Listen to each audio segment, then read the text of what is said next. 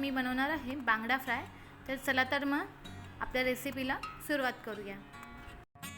तर हे बघा, इथे मी मच्छी चांगली साफ करून धुवून घेतलेली आहे आणि त्यानंतर इथे मी मीठ घालून घेतलं होतं आणि आता मी यामध्ये 2 ते 3 चमचे हळद घातलेली आहे आणि त्यासोबतच मी आता इथे आगूळ घालते आहे। जर तुमच्याकडे आगूळ नसेल तर तुम्ही यात लिंबूही पिळलात तरीही चालेल। तर इथे मी 3 चमचे मोठे 3 चमचे मी आगूळ घातलेला आहे, हे बघा। आणि त्यानंतर आता मी यामध्ये लाल काश्मीरी मिरची पावडर घालणार आहे।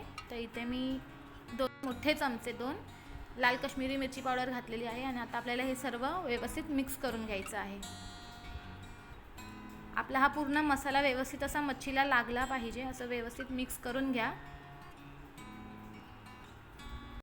तर हे बघा, मी इथे पूर्ण मच्छीला मसाला लावून घेतलेला आहे आणि आता आपल्याला यांना 10 ते 15 मिनिटं झाकून ठेवायचं आहे। तर आता आपण मसाला करून घेऊया। हा मसाला आपण मच्छीला लावणार आहोत। तर तुम्ही बघू शकता, इथे मी 1 चमचा लाल मिरची पावडर घेतली होती, 1 चमचा गरम मसाला पावडर, 1 चमचा धनिया पावडर आणि इथे मी थोडंसं मीठ वापरलेलं आहे यात।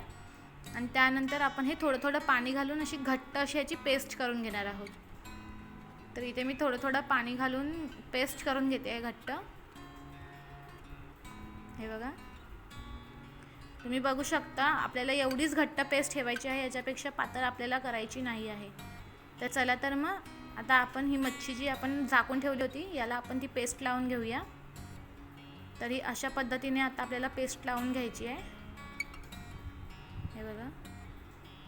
दोन्ही साईडने आपल्याला पेस्ट लावायची आहे ही। तर मी मच्छींना पेस्ट लावते आणि मी तुम्हाला दाखवते। तर हे बघा, इथे मी सर्व मच्छींना ही पेस्ट लावून घेतलेली आहे आणि आता आपल्याला मच्छीच्या बाहेरचं हे कोटिंग तयार करायचं आहे। तर तुम्ही बघू शकता, मी इथे रवा घेतलेला आहे। हा रवा मी 4 चमचे घेतलेले आहे मोठे। त्यानंतर हा एक छोटा बाऊल आहे, असे मी 2 चमचे तांदळाचं पीठ घेतलेलं आहे, पूर्ण बाऊल भरून हे तुम्ही बघू शकता। आणि यानंतर आता मी बेसन घालणार आहे। तर इथे मी अर्धा चमचा बेसन घेतलेला आहे। त्यानंतर इथे मी 1 छोटा चमचा मीठ घालत आहे। नंतर इथे मी 1 चमचा काश्मीरी मिरची पावडर घातलेली आहे, त्यासोबत मी हळद घालते 1 चमचा। तर इथे मी तेल तापत ठेवलेलं आहे आणि आता आपल्याला मच्छीला कोटिंग करून घ्यायची आहे पूर्ण बाहेरून।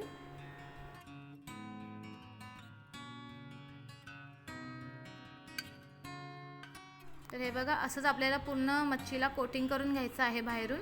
आणि आता आपण फ्राय करायला घेऊया मच्छी।